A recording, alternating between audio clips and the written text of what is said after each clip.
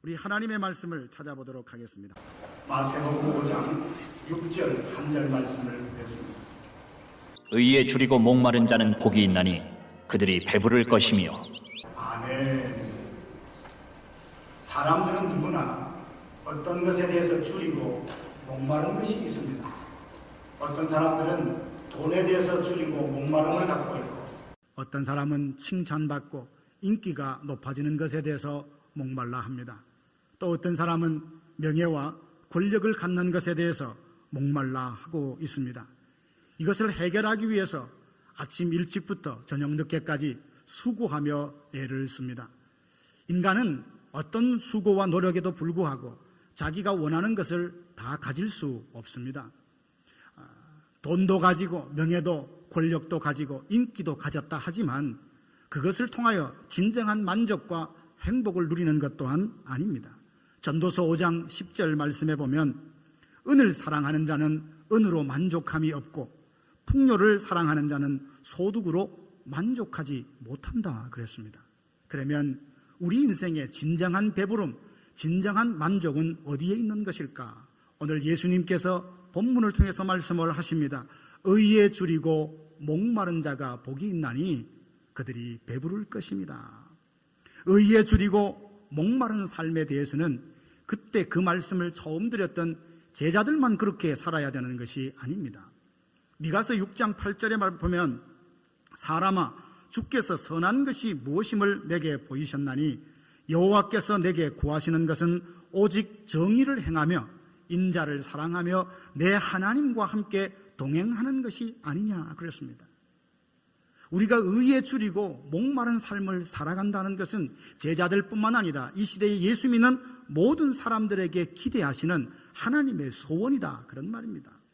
저는 오늘 여러분과 함께 의에 줄이고 목마른 사람은 어떤 사람이며 예수님께서 그 사람을 복되다 하신 이유가 무엇인지 함께 생각하며 은혜 받기를 원합니다.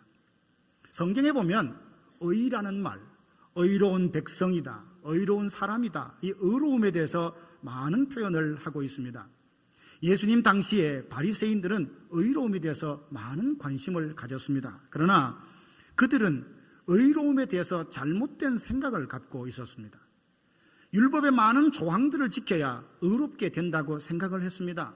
안식일을 지키고 그리고 11조를 드리고 철저히 금식을 하는 등 사람들이 보는 앞에서 오랫동안 기도하는 등 종교적인 어떤 행위를 통해서 그들은 의로워진다고 생각을 했습니다. 과연 그럴까요? 그러면 예수님께서 그렇게 철저히 종교적으로 열심히 가졌던 그들을 보며 독사의 자식들아 그렇게 강한 말로 책망을 하셨겠습니까? 바리새인들이 생각하는 의로움과 예수님이 생각하는 의로움은 다르다는 것입니다.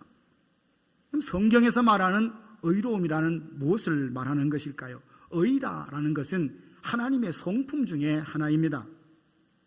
이스라엘 민족과 하나님은 언약을 맺으셨는데 그 언약에 신실하셨습니다. 이스라엘 백성들을 내 백성 삼으시고 그들에게 필요한 모든 은혜와 긍휼을 베풀어 주셨습니다. 구름 기둥으로 불 기둥으로 광야를 향할 때는 하늘을 함께 동행해 주셨습니다. 언약에 신실하신 그 하나님을 두고 하나님은 의로우시다 그렇게 말할 수 있습니다. 그러나 이스라엘은 불의했습니다. 하나님의 은혜를 받고도 그들은 반역을 했습니다. 하나님이 은혜를 주면 배부름을 통하여 마음이 교만하여 우상을 더욱더 음란하게 섬기는 민족이 되었습니다. 그래서 성경에서 말하는 의롭다, 의로움이라고 할 때는 행위로 보면 언약에 대해서 신실하다 그런 걸 주고 의롭다라고 말합니다. 관계 안에서 이 의로움을 설명하자면 하나님과 화평한 관계를 이루는 것을 의라 그렇게 말합니다. 저와 여러분들은 아담의 그 죄의 전가로 모두가 하나님의 진노의 자녀들이었습니다. 구원받기 전에는 어느 누구도 소망이 없는 그런 소망이 없는 사람들이었습니다. 예수 그리스도께서 우리의 죄를 한 몸에 지고 십자가에 죽으심으로 대속하심으로 그것을 믿는 모든 자는 의롭게 되었습니다. 오늘 저와 여러분들은 이 믿음으로 이미 하나님 앞에 의롭게 된 자인 줄로 믿습니다. 그러면 의롭다, 의에 줄이고 목마르다 이 말은 내가 더 의롭기 위해서 어떤 행위가 필요하다는 말씀이 아니라 믿음으로 의롭게 되었으니 우리가 그렇게 살아야 된다는 것을 말씀하고 있습니다. 그러면 여러분, 의에 줄이고 목마른 사람은 어떻게 사는 것일까요? 첫째는요, 하나님을 기쁘시게 하는데 아주 애를 씁니다. 의롭게 된 자들은 주님을 기쁘시게 하기 위해서 힘을 써요. 스바냐 3장 17절 말씀 보면 얼마나 위로되는 말씀이 있는지, 하나님이 이스라엘 백성들에게, 믿는 오늘 우리들에게 하시는 말씀입니다. 그는 구원을 베푸실 전능자시라. 하나님이 나로 말미암아 기쁨을 이기지 못하여 하신 탓입니다. 여러분, 누군가가 여러분 생각하면 여러분 때문에 기쁨을 이기지 못하여 하신다라고 한다면 얼마나 감사하고 얼마나 기쁘겠습니까? 그도 사람이 아닌 하나님이 그러시답니다.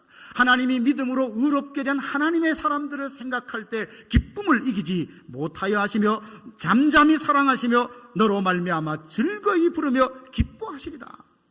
여러분, 우리가 하나님께 기쁨이 된답니다. 이것이 얼마나 귀한 삶입니까? 세례 요한은 광야에서 외치는 자의 소리로 부름을 받고 그 사명을 감당했습니다. 얼마나 많은 사람들이 그의 주위로 몰려왔는지 모릅니다. 그러니 사람들은 자기 주위로 사람이 모이면 내가 자칭 의로운 자인처럼, 내가 아주 대단한 것처럼 자기 스스로를 드러낼 만한 상황이 충분히 되지만 세례 요한은 그렇지 않았습니다. 그의 삶의 중심은 어떻게 하면 주님을 기쁘시게 할까, 어떻게 하면 주의 길을 예배하여 수많은 사람이 예수님을 믿게 할까, 여기에만 초점을 갖고 살았던 사람입니다. 그는 말합니다. 많은 제자들이 예수님께로 갑니다. 많은 사람이 예수님께로 갑니다 라고 이야기했을 때에 너무 기쁘다며, 주님은 흥하여겠고 나는 쇠하여라 하리라 철저히 겸손하게 주님을 기쁘시게 하는 일에 온 힘을 기울였던 사람이 세례 요한입니다. 성경에도 보면 우리가 하나님을 기쁘시게 하는 삶을 살기 위해서 어떤 것을 제안하고 있는데, 에베소서 5장 10절에 보니까 바울은 주님을 기쁘시게 할 것이 무엇인지 시험하여 보라 그랬어요. 주님이 어떤 일에 무엇을 기뻐하시는지 시험하여 보라 라고 말씀을 하셨고, 고린도후서 5장 9절에 보면 우리는 몸으로 있든지 떠나 있든지 주를 기쁘시게 하는 자 되기를 힘쓴다 그랬습니다. 여기 두 단어를 보면 무엇인지 알아보라는 말과 알았으면 그렇게 살도록 힘쓰라 라고 말하고 있습니다. 사랑하신 여러분, 우리에게도 주님을 기쁘시게 하려는 마음이 다 있지 않습니까? 그것을 알 뿐만 아니라 실제로 주님께 기쁨이 되는 삶을 살려고 부단히 애쓰시는 저와 여러분들 되기를 주님의 이름으로 축원합니다.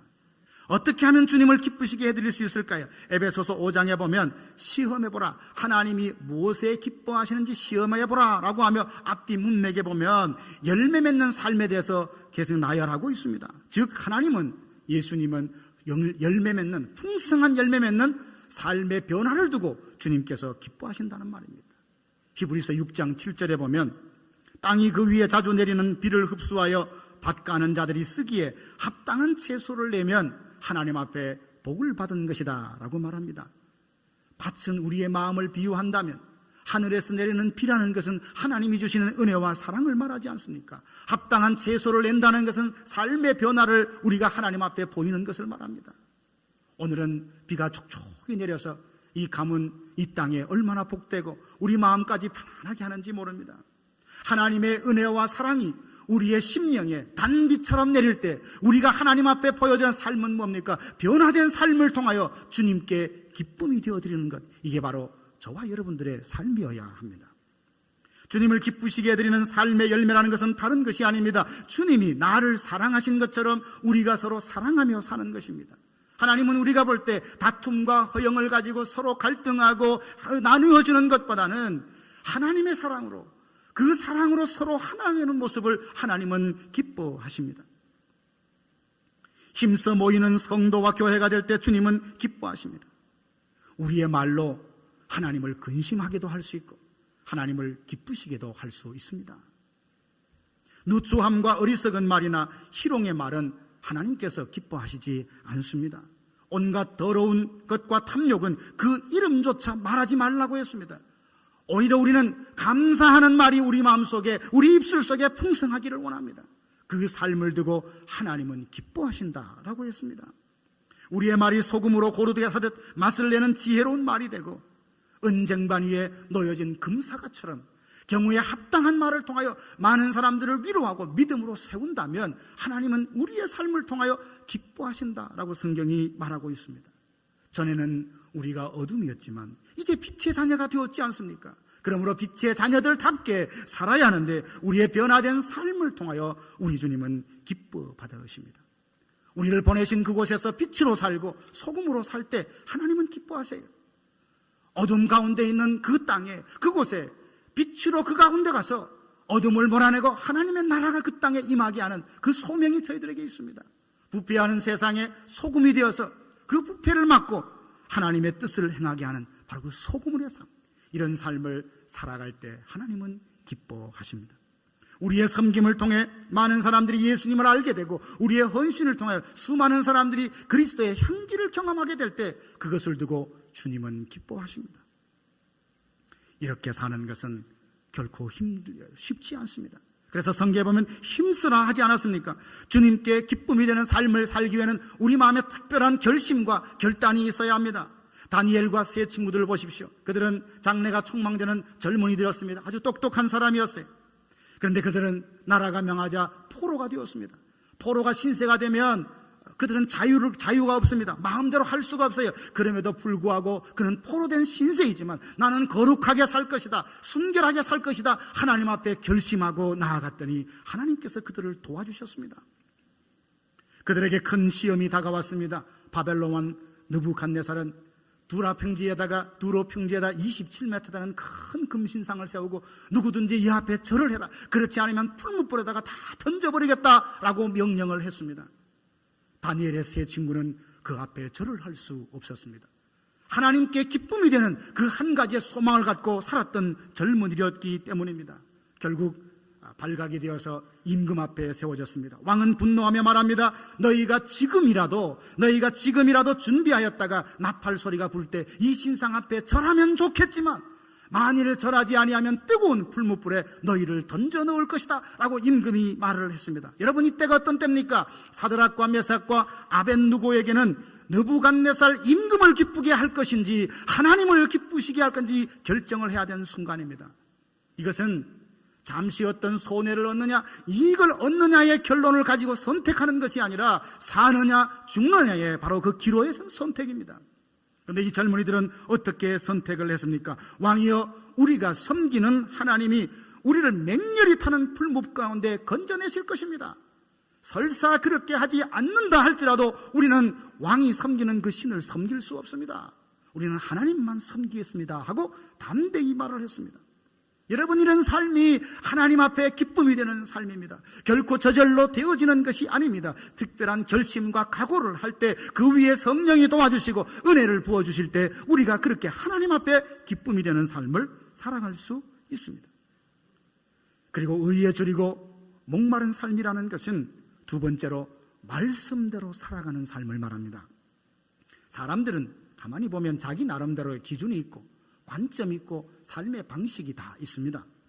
자신의 생각을 내려놓고 말씀에다가 자신을 맞춘다, 이건 결코 쉬운 일이 아닙니다. 인간은 완악하고 완강한 암소처럼 교만하기 때문에 스스로 하나님의 뜻을 알고도 그 뜻에 맞추어낼 수 없는 약함이 있습니다. 이 세상에 포스트 모던이라는 이 시대를 가만히 보면 사람들의 성향들이 다들 상대적입니다. 절대적인 진리를 부인합니다. 그리고 너무나 개인적이고 이기적입니다. 개인의 자유라고 생각하는 영역에는 간섭하지 못하게 합니다. 개인적인 신앙생활에도 누구나 간섭하며 잘못됐다고 말하는 것은 무례한 것으로 여깁니다. 내가 알아서 다 한다는 식입니다. 마치 이런 시대를 보면 사사시대를 연상케 합니다. 구약의 사사시대는 뭡니까? 이스라엘의 왕이 없으므로 이스라엘 백성들이 각기 자기 소견에 옳은 대로 행하였더라. 내가 옳으면 진리인 거예요. 내가 하고 싶은 것이 하나님의 뜻인 것입니다. 그래서 그것을 주장하고 그렇게 살아가는 것을 신앙이라고 생각하는 그런 시대적인 풍조, 이게 바로 우리가 살고 있는 신앙인들의 모습입니다. 이런 모습을 바라보는 시인이 뭐라고 고백합니까? 그들이 주의 법을 지키지 아니하므로 내 눈물이 시냇물처럼 흐르나이다.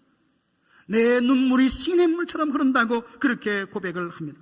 사랑하는 성도 여러분, 의에 줄이고 목마른 사람은 내 욕심을 채우기 위하여 하나님을 끌어다 붙이는 사람이 아닙니다. 내 만족을 위해 하나님의 이름을 이용하는 사람도 더더욱 아닙니다. 의에 줄이고 목마른 사람은 하나님의 말씀에 나를 맞추는 사람입니다. 내 뜻을 내려놓고 하나님의 뜻을 받아들이는 사람이 의에 줄이고 목마른 사람입니다. 교회를 위하여 하나님의 나라와 영광을 위하여 그 뜻을 이루기 위하여서 내가 무엇을 해야 할까를 날마다 묻고 기도하는 하나님의 사람입니다. 바울이 실제로 그렇게 살았던 사람입니다.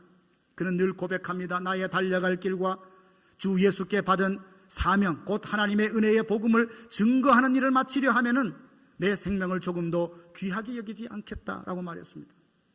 내가 사나 죽으나 하나님의 것이니 어떻게 하든지 주님을 더 존귀히 여기게 하게 한다고 그렇게 고백을 했습니다. 그는 말대로 살았습니다. 두 번째 선교여행을 할 때에 그는 많은 계획을 갖고 선교여행을 떠났습니다. 아시아에 가서 복음을 전하면 좋겠다 그렇게 계획을 하고 그 아마 많은 정보들을 갖고 아시아를 향해 떠났습니다. 그런데 성령이 그 길을 자꾸만 막으시는 겁니다. 아니, 막으시려면 처음에 계획할 때부터 다른 계획을 나한테 말씀하시지 왜 그렇게 계획하고 떠나는 여행 중에 그렇게 반대를 하시고 가로막으시나. 얼마든지 원망할 수 있지만 하나님이 그 가로막는 하나님의 뜻을 그는 깨달았습니다. 마게도냐에서 한 사람이 환상 중에 나타나서 건너와서 우리를 도우라는 그 손짓을 보고 성령의 생각을 알고 들어와 항구에서 배를 타고 빌립보로 향합니다. 빌립보로 갔더니 처음에는 그는 그 성과 그 주위에 대한 인간한 정보가 없었을 것입니다. 그러나 갔더니 여호와의 일에 하나님의 준비하심을 경험하게 됩니다. 하나님이 미리 준비하신 루디아라는 여자를 만났고 그에게 말씀을 증거하는데 성령이 그 마음을 열어서 바울이 증거하는 복음을 듣게 했습니다. 그리고 루디아는 성령의 감동에 순종하여 자기 집을 빌어서 빌립보 교회를 시작하게 되었습니다. 계획이 없었습니다. 그리고 자기는 생각지도 않았지만 성령의 하나님의 뜻에 순종하여 나아갔더니 그 빌립보 교회를 세우게 되었고 빌립보 교회는 사도 바울의 사역에 처음부터 끝까지 후원하는 교회가 되었습니다. 뿐만 아니라 데살로니가 교회, 베레아 교회, 그리고 아덴의 복음을 증거하고 고린도에까지 그 교회를 세우고 에베소 교회까지 세우고 예루살렘으로 돌아오는 귀한 선교 사역을 감당할 수 있었습니다. 자기의 뜻을 끝까지 고집했더라면, 내 생각이 옳다고 하나님 앞에 끝까지 하나님을 설득하려고 했더라면 그는 이런 풍성한 열매를 맺지 못했을 것입니다. 의에 줄이고 목마른 자는 무엇입니까? 내 뜻을 내려놓고 주의 뜻에 기꺼이 손들고 항복할 줄 아는 사람입니다. 의에 줄이고 목마른 사람은 내 생각, 내 계획이 없는 것이 아닙니다. 내 것을 고집하는 것이 아니라, 집착하는 것이 아니라 말씀 따라 사는 것입니다. 내 뜻을 이루려는 것이 아니라 하나님의 뜻을 이루어가는 사람입니다. 이렇게 살려고 하니까 고민이 얼마나 많아요. 세상은 만만치 않습니다. 주변의 많은 환경이 나를 하나님의 말씀에 순종하게 살도록 내버려두지 않습니다. 어떻게 연약한 우리들이 죄 많은 이 세상에서 하나님의 말씀에 순종하며 살아갈 수 있을까요?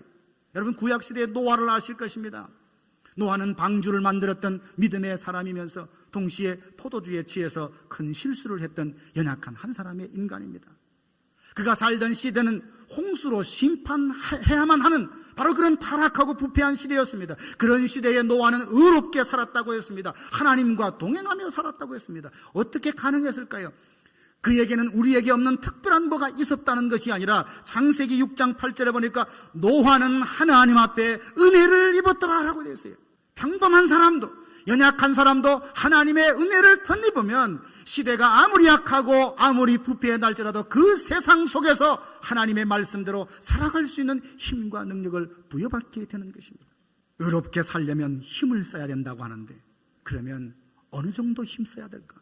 우리는 다 신앙으로, 믿음으로 살려고 노력하고 있습니다. 그러니 이 시간에도 예배하러 왔습니다. 어떻게 하면 좋을까? 나름대로 힘쓰고 있는데 예수님께서 우리에게 기대하시는 그 수고, 애씀, 노력에 대한 그 어떤 기준이 뭐냐 하면 오늘 이렇게 말합니다. 의에 줄이고 목마른 자가 복이 있다.